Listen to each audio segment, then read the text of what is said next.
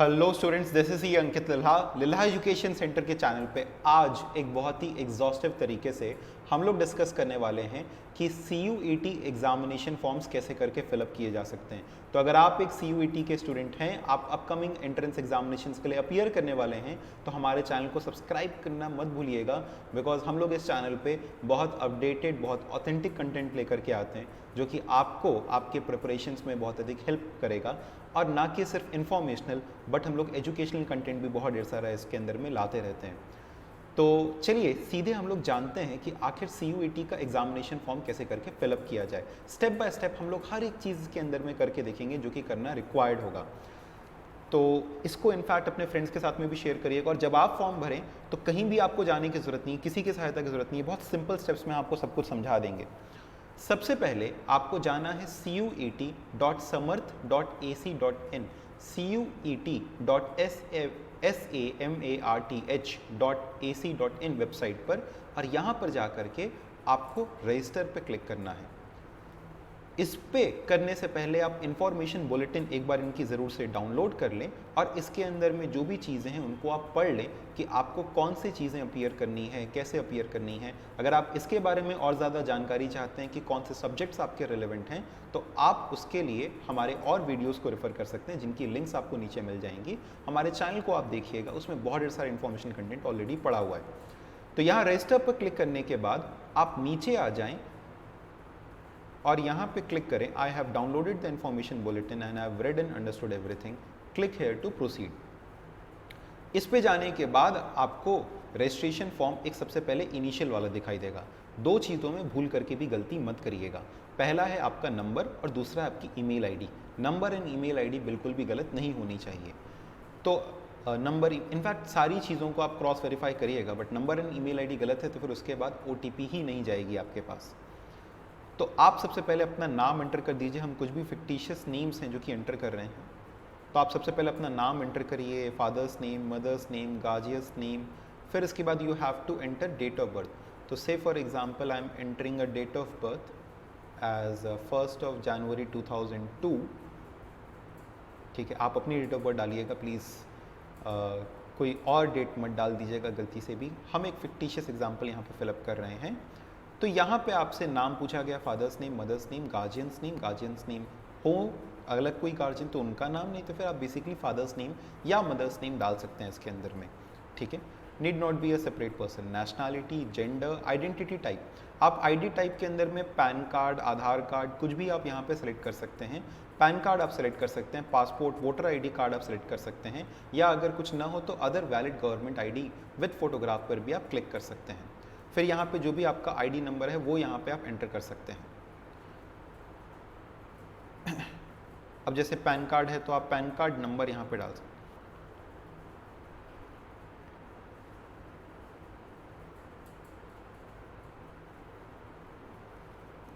फिर इसके बाद आपको एड्रेस डालना होगा, प्रेमाइसिस नंबर, सब लोकेलिटी, कंट्री आपको सेलेक्ट करना होगा।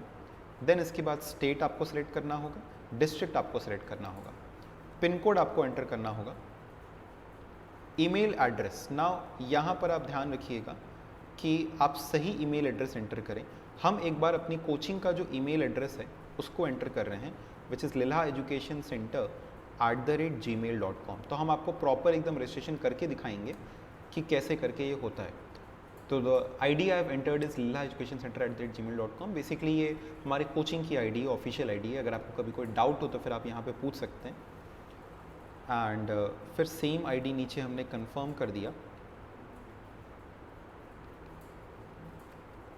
मोबाइल नंबर हम यहाँ पे एंटर कर दे रहे हैं। अगेन ये ऑफिस का मोबाइल नंबर है 9305907823। अगर आपको भी कोई दिक्कत हो तो आप इस नंबर पे कॉल करके अपनी जानकारी ले सकते हैं। फिर उसके बाद कोई ऑल्टरनेट नंबर अगर आप डालना चाहें तो फिर डाल सकते हैं, नहीं डालना चाहें तो फिर आप उसको अवॉइड कर सकते हैं। यहाँ पे permanent address same as the above address हमने कर लिया। Then you have to choose a password. तो से फॉर एग्जांपल यहाँ पे हमने कोई भी एक पासवर्ड रख लिया।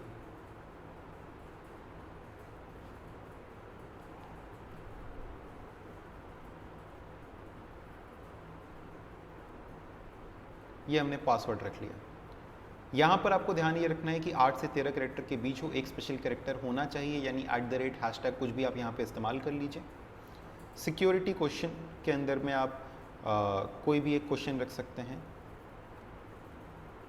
और फिर यहाँ पर आपसे एक कोड मांगा जाएगा, सिक्योरिटी पिन मांगा जाएगा, इसको आप फिलअप कर लीजिए।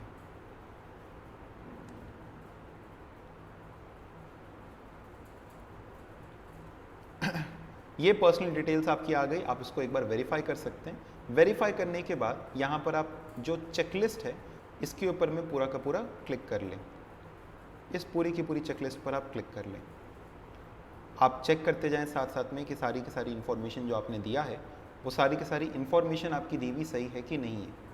ये करने के बाद फिर आप submit and send OTP to mobile पर जाएं। ये करते ही आपके मोबाइल पर एक OTP आ जाएगी। ये OTP आपको यहाँ पर एंटर करनी होगी। तो अब हमारे ऑफिशियल मोबाइल पर OTP आई है, तो अब हम इसकी OTP यहाँ पे एंटर कर रहे हैं।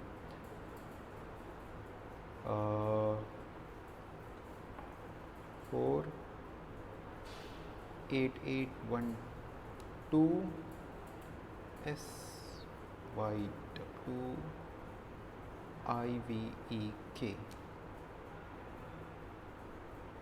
आई थिंक ये मैच नहीं कर रहा है। SYWIUEK।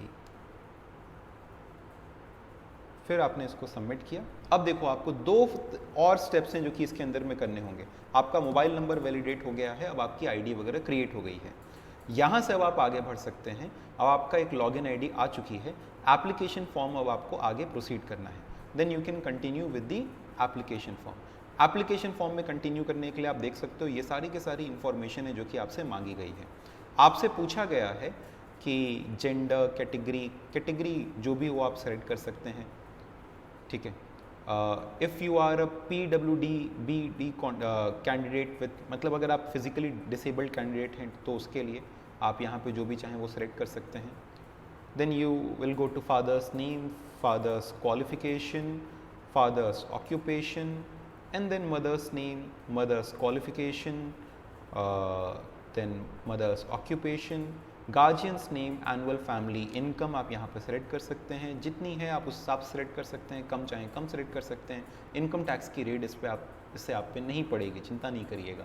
Are you a twin, yes है तो फिर येस क्लिक करिए, नो है तो फिर नो क्लिक करिए, ताकि कोई और आपकी जगह पे एग्ज़ाम न दे करके आ जाए, इसके भी शायद ये वेरिफिकेशन किया जा रहा है। Place of residence, are you a diabetic, yes और नो पे आप क्लिक कर सकते हैं। प्लेस ऑफ रेसिडेंस अर्बन हो या रूरल, उस पर क्लिक कर सकते हैं। मोड ऑफ प्रेजेंट, प्रिपरेशन आप कैसे करके प्रिपेयर कर रहे हैं, सेल्फ जैसे चाहें आप वैसे कर सकते हैं, नॉट वेरी रेलिवेंट। और फिर उसके बाद आप किस मीडियम में आपने पढ़ाई किया था, इंग्लिश, हिंदी, जैसे भी आपने पढ़ाई किया था आप उसको टिक कर सकते हैं। और फिर उसके बाद यहाँ पर अगर आपका परमानेंट एड्रेस सेम है तो आप उस पर क्लिक कर दीजिए। Then do you belong below poverty line, if yes then yes, if no then no. Are you a Kashmiri migrant, आप ये सिलेक्ट कर लीजिए। क्या आप वार्ड ऑफ डिफेंस पर्सनल हैं, क्या आप NCC कोटा से बिलोंग करते हैं, क्या आपके पास में कोई स्पोर्ट्स कोटा है, या फिर क्या आप वार्ड ऑफ एम्प्लॉय हैं। तो ये सारी की सारी बातें आपको यहाँ पे सिलेक्ट करनी पड़ेंगी। फिर इसके बाद ये आपका पूरा का पूरा फॉर्म हो जाएगा तैयार। आपने जो कुछ फिलअप किया है वो आपको यहाँ पर दिखाई दे जाएगा और अब आप प्रोसीड कर सकते हैं नेक्स्ट सेक्शन में।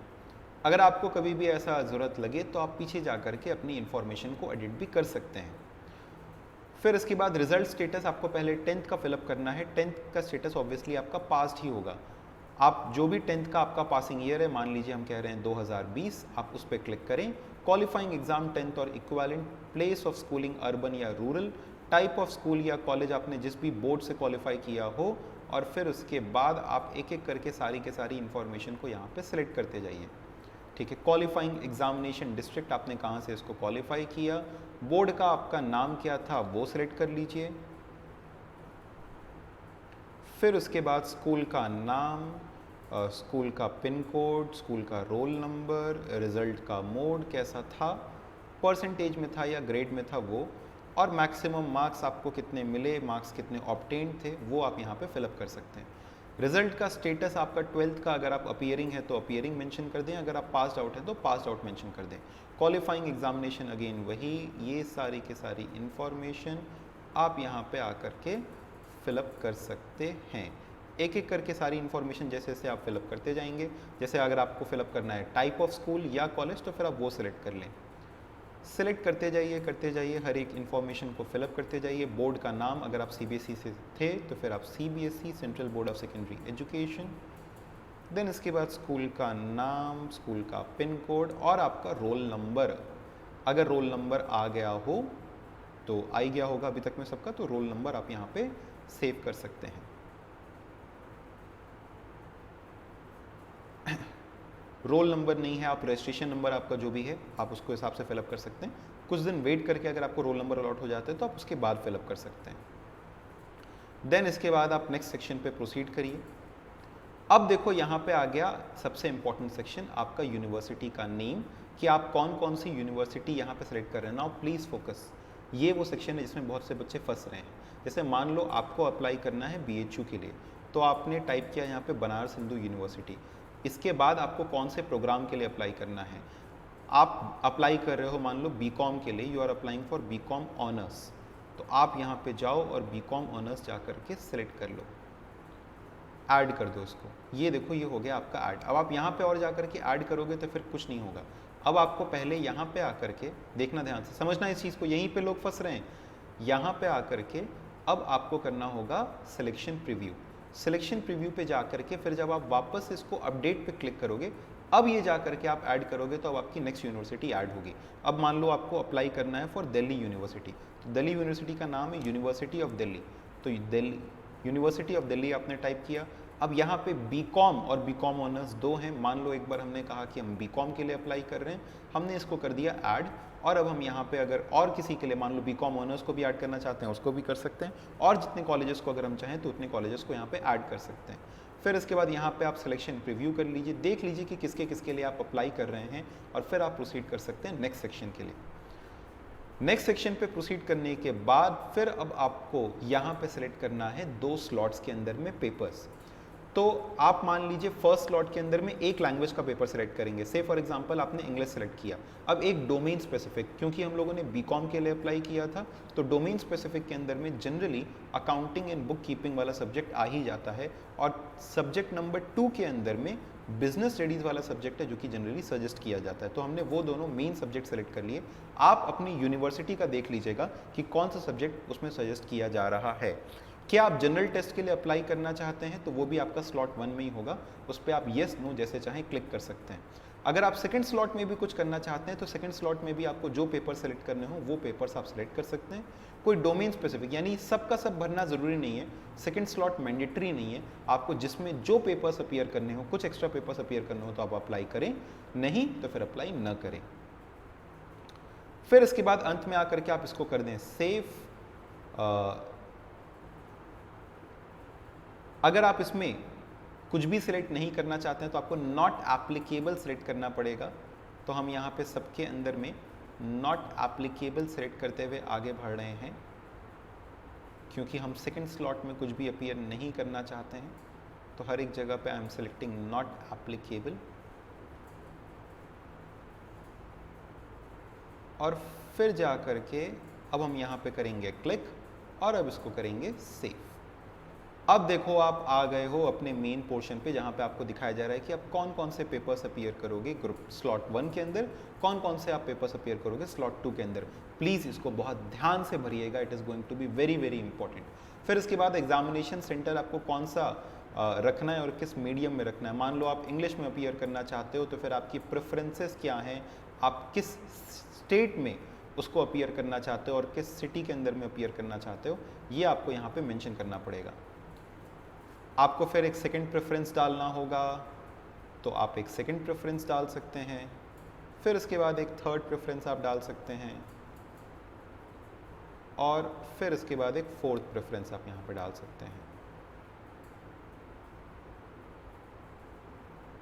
और इसको आप फिर कर सकते हैं सेव। फिर एग्जामिनेशन सेंटर की डिटेल्स आपसे कंफर्म करेगा। प्रोसीड टू नेक्स्ट सेक्शन करिए। और अब यहाँ पे आपको करने होंगे अपलोड अपनी फोटोज, एवरीथिंग, कैंडिडेट का सिग्नेचर, जैसे जिस फॉर्मेट में लिखा हो उस फॉर्मेट में करके। मेनली आपको दो चीजें, फोटोग्राफ और सिग्नेचर जेपीजी में करना है और 10th का सर्टिफिकेट आपको पीडीएफ में करना है। ये सब करने के बाद फिर वो आपको एक फाइनल प्रीव्यू दिखाएगा और फिर प्रीव्यू देखने के बाद आपसे कहेगा पेमेंट करो। यहाँ तक यही आपका अभी तक का प्रोसेस है for filling up the examination form. उम्मीद है आपको स्टेप बाय स्टेप सारी की सारी चीजें समझ में आ गई होंगी कि कैसे करके पूरा फॉर्म फिलअप करना है। आपको पूरा फॉर्म एक बार ओपन करके दिखा दिया। अभी भी कोई डाउट्स हैं तो फिर कमेंट सेक्शन पे लिखिएगा। चैनल के साथ में जरूर से जुड़े रहिएगा, अपने फ्रेंड्स को भी फॉरवर्ड करिएगा। किसी साइबर वाले भैया के पास में एग्जैक्टली आपको जाने की जरूरत नहीं। अगर आपके पास में कंप्यूटर रिसोर्सेज हैं तो फिर आप खुद से इस फॉर्म को जरूर से भरिएगा। अगर आप साइबर वाले भैया के पास जा भी रहे हैं तो भी अपनी आंखों के सामने जैसा आप बता रहे हैं वैसा भरिएगा, किसी के भरोसे मत रहिएगा और जरूर से इसको ध्यान से भरिएगा। All the best, best wishes. आप हमारे साथ अगर अपनी तैयारी के लिए जुड़ना चाहते हैं तो जरूर से जुड़िए। लिल्हा एजुकेशन क्लासेस का एप्लीकेशन डाउनलोड करके रखिए प्ले स्टोर से फ्री ऑफ कॉस्ट, जहां पे अभी हम लोगों ने रिसेंटली एक एमसीक्यू टेस्ट सीरीज लॉन्च किया है, शानदार। अभी फिलहाल फ्री रखा है उस पूरे के पूरे टेस्ट सीरीज को, तो आप उसमें एनरोल करना बिल्कुल भी भूलें नहीं। उम्मीद है आपको ये सारी इंफॉर्मेशन अच्छी लगी होगी। This was C Ankit Lilha from Lilha education centre. Do stay connected. All the best. Bye bye.